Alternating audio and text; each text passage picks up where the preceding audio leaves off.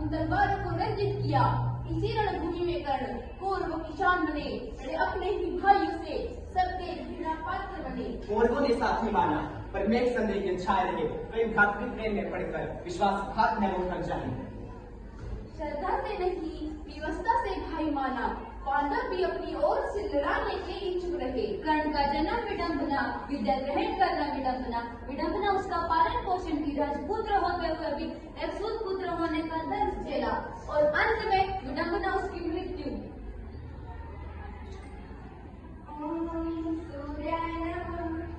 प्रणाम सूर्यदेव। प्रणाम पुत्री, कहो क्या वरदान चाहती हो? मुझे पुत्र का वरदान चाहिए। तथास्तु। अनर्थ, घोर अनर्थ। अरे भागिन कुंती, तुमने क्या कर डाला? कुंवर पुत्र में तुमने पुत्र का वरदान मांग लिया। मैंने क्या किया? अब मैं क्या करूंगी भाभी?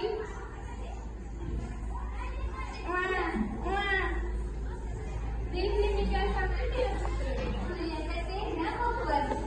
कमल खिले पंकज में, काली सुंदर, ये दमक कहाँ पर करने?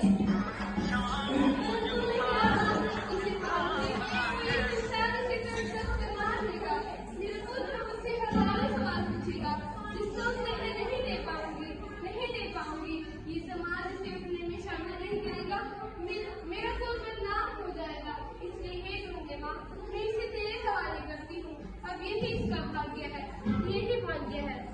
कर्ण का जन्म विडंबना और विडंबना ने पुकार एक सूत के द्वारा पाला गया। राजभवन की शान झोपड़े में पहुंच गई, पर ममता तो सूत माँ की भी रानी माँ जैसी ही होती है। तूने मेरे साथ छल किया है छली। जाओ, मैं तुझे श्राप देता हूँ। जो मैंने तुझे शस्त्र भी कैसे की, वह उचित समय पे हल हो जाएगी। और इसी तरह कर्ण की विद्या ग्रहण करना विडंबना। वाह, देखो अर्जुन की तीर, संसार में इसका कोई मुकाबला नहीं कर सकता। मैं करूंगा इसका मुकाबला। रुको युवक, तुम कौन हो? अपना परिचय दो। तुम्हारा गोत्र और कुल क्या है? मैं सूत पुत्र राधे हूँ, जो इस राज्य का सारथी है। तो तुम सूत पुत्र हो, तो तुम राजकुमारों की सभा में भाग नहीं ले सकते हो। और सूत राजकुमार के साथ स्वर्ग द्वारा बनाया गया केवल एक आवरण है। विधाता ने सबको एक समान बनाया है, ऊंच और नीच को बनाया है। कर्ण एक महान योद्धा है। भविष्य में जब कौरव पांडवों का युद्ध होगा, तब कर्ण पांडवों को हराने में काम आएगा। इसलिए इसे मैं अपना मित्र बना लेता हूँ। मित्र कर्ण, आ जाओ। मित्रता के घातले जलती हुई उसकी काया, उभरती हुई दम की छाया। देखा मुखमंडल सभा में एक अबला की लुटी लाल, उतार कर नाके इस वक्त उत्तर रूपी कोरी साल। बुल बुल महरावा की शंभा का बनकर भागी, उठ न सका अपनी ही दृष्टि से, दृष्टि का बनकर साथी। करण, पुत्र करण, क्या तुम सो गए? कौन है? मैं महारानी कुंती, तुम्हारी माँ। महारानी कुंती, शायद आपको स्मरण नहीं, आप कुरुवंश की राजवंश है और एक सूत को अपना पुत्र कह रही हैं। आप अपनी मर्यादा भूली हैं महारानी कुंती। मैं एक सूत पुत्र हूँ, मैं राधे ही पुत्र हूँ।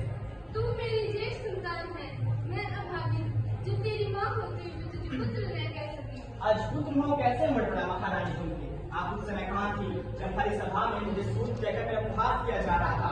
आप उस समय कहाँ थी जब मुझे छूट कहकर आपने पुत्र अर्जुन के समक्ष प्रतियोगिता करने के योग्य समझा जा रहा था? झेलता रहा कंच उमरकर, मैं सूत पुत्र होने का आखिर क्यों नहीं मिला अधिकार मुझे एक राजपुत्र होने का? स्मरण हुआ करण, त्याग दिया मुझे क्यों लोग राज की रिश्ता से? स्मरण हुआ मैं हूँ पुत्र तेरा अन्य पुत्रों की मोह से। देख, मैं इस पाषाण हृदय समाज की आपकी दशा समझता हूँ महारानी कुंती, परंतु आप जैसा चाहती हैं मैं युद्ध में दुर्योधन का साथ न दूं, यह संभव नहीं। परंतु मैं आपको वचन देता हूँ कि युद्ध के पश्चात आपके 5 पुत्र ही जीवित रहेंगे। मैं अर्जुन को छोड़कर किसी और का वध नहीं करूंगा।